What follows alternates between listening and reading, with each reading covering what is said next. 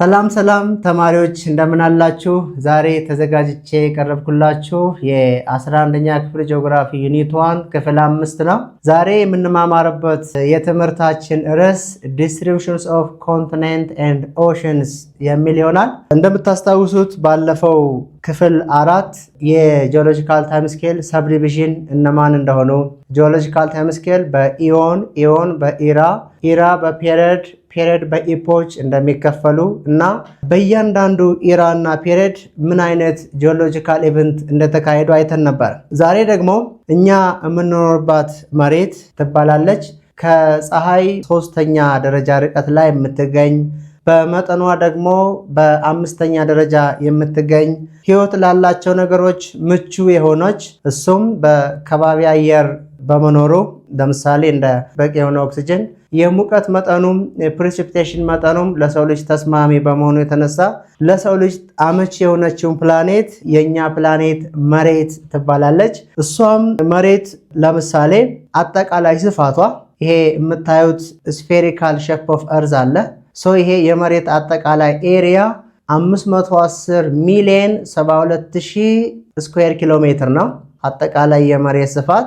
ከዚህ ውስጥ ደግሞ ውቅያኖሶች ወይም በውሃ የተሸፈነው እንግዲህ የመሬት አብዛኛው በሚባል ደረጃ ውሃ ነው።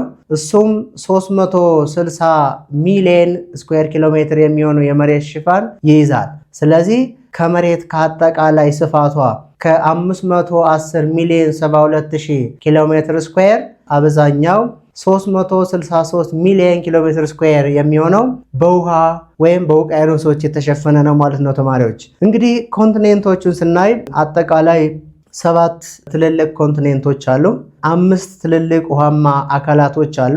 ስለዚህ ስለነሱ አጠቃላይ ያለው ሁኔታ የምናይ ይሆናል። እንደ አጠቃላይ from the total all water or hydrosphere is cover 71% of the surface። እንግዲህ ይሄ የመሬትን ከ510 ሚሊዮን 72000 ስኩዌር ኪሎ ሜትር 71% የሚሆነውን የሚሸፍነው ውሃ ነው ማለት ነው ተማሪዎች። ከዚህም ከ71%ቱ ከውሃው ትልቁን የሚሸፍኑት ውቅያኖሶች ናቸው።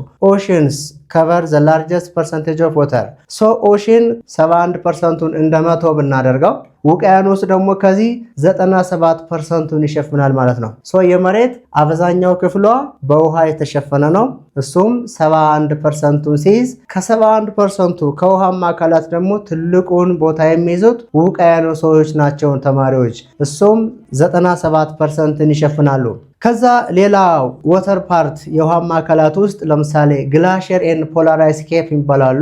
እነኚህ በረዷማ አካባቢዎች። እነኚህ ግላሽየርስ ደግሞ የመሬትን የውሃ መጠን 2%ን ይሸፍናሉ። ሌሎች ደግሞ ግራውንድ ወተር ወይም አንደርግራውንድ ወተር 0.6%ን ይሸፍናል። ይህ አንደርግራውንድ ወተር ከሌሎቹ ጋር ስናየው በጣም ትንሹን መጠን የያዘ ነው። ግን this ground water is 36 times more plentiful than water found in lake, inland sea, river and atmosphere as water vapor። የዚህ የግራውንድ ወተር ወይም አንደርግራውንድ ወተር ትንሽ ፐርሰንት የሸፍን እንጂ 0.6% ብቻ ያዝ እንጂ ከሌሎቹ በበለጠ ግን ሞር ፕሌንቲፉል ነው። ሞር ፕሌንቲፉል ማለት በጣም አስፈላጊ ንጹህ ለሰው ልጅ የሚጠቅም ነው ማለት ነው this underground water። ሌላ the distribution of ocean basins and continent is unevenly arranged። እንግዲህ እንዳጠቃላይ ኮንቲኔንቶች የአህጉራትና የውቅያኖሶች ውሃማ አካላትን ስርጭት ስናይ unevenly arranged ነው ማለት ሆን ተብሎ የሰው ልጅ አቅዶ በፕሮግራም የተቀመጡ ሳይሆን በተፈጥሮ due to continental drift በኮንቲኔንቶች መለያየት ምክንያት የመጣ ነው። that means what unevenly arranged ነው። ለምሳሌ ዓለም ላይ የውሃና የላንድን ፕሮፖርሽን ብናይ the ratio of land to ocean ብናይ 1 ለ1.5 ነው። ምን ማለት ነው? 1 ለአንድ ሲሆን 1.5 ደግሞ ምንድነው? ኦሽን ነው። የሚበልጠው ማን ነው? ኦሽን ነው። በኖርዘርን ሄሚስፌር the ratio of land to ocean 1 to 1.5 ነው። ነገር ግን በሳውዘርን ሄሚስፌር በደቡባዊ ንፍቀ ክበብ the ratio of land to ocean 1 to 4 ነው። 1 ለ4 1 ምንድነው? ለአንድ ነው። 4 ደግሞ ምንድነው ተማሪዎች? ኦሽን ነው። ስለዚህ በሁለቱም ሄሚስፌር በኖርዘርንም በሳውዘርንም የሚበልጠው ማን ነው? ውሃማው ነው፣ ውቅያኖስ ነው የሚበልጠው። ግን ደግሞ በሳውዘርን ሄሚስፌር ደግሞ ውቅያኖሱ በጣም ይበዛል። ለምን? ሬሾው 1:4 ማለት ነው። 1 እጅ መሬት 4 እጅ ኦሽን ማለት ነው። ስለዚህ አብዛኛዎቹ ላንድ ፎርም የሚገኙት እንግዲህ መሬት በሁለት ከተከፈለች ላንድ እና ወተር፣ ክረስትን በሁለት ስለሚከፈል ኮንቲኔንታል ክረስት እና ኦሽኒክ ክረስት ስለሚባል፣ ስለዚህ ይሄ ኮንቲኔንታል ክረስቱን ስናይ አብዛኛዎቹ ኮንቲኔንት ወይም አብዛኛው ላንድ ፎርም የመሬት አብዛኛው ሶሊድ እርዝ የሚገኝበት ቤት ነው በኖርዘርን ሄሚስፌር ነው ማለት ነው ተማሪዎች። በዚህ በኖርዘርን ሄሚስፌር ለምሳሌ ኖርዝ አሜሪካ፣ ኢሮፕ፣ ዘ ላርጀስት ኮንቲኔንት ኢን ዘ ወርልድ ኤዥያ የሚገኝበት ነው። ስለዚህ የመሬትና የውቅያኖስን ወይም የውሃማ አካላትን ንጽጽር ስናይ በኖርዘርን ሄሚስፌር ላንድ ፎርሙ ይበልጣል ወይም ምን ማለት ነው? ከሳውዘርን ሄሚስፌር የኖርዘርን ሄሚስፌር ያለው ላንድ ፎርም ይበልጣል ማለት ነው ተማሪዎች። ውሃውን ስናይ ደግሞ በሳውዘርን ሄሚስፌር ያለው የውሃማ አካል የበለጠ ነው ማለት ነው። እንደ አጠቃላይ ይህን ካየን ወደ ኮንቲኔንቶች እንምጣ።